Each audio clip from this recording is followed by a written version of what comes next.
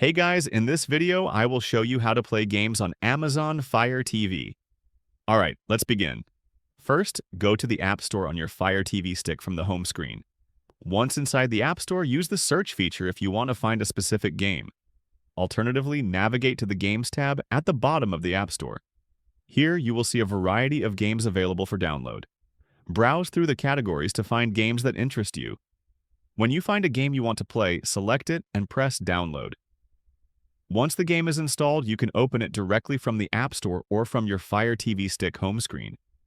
You can now enjoy playing games using your Fire TV remote or a compatible game controller.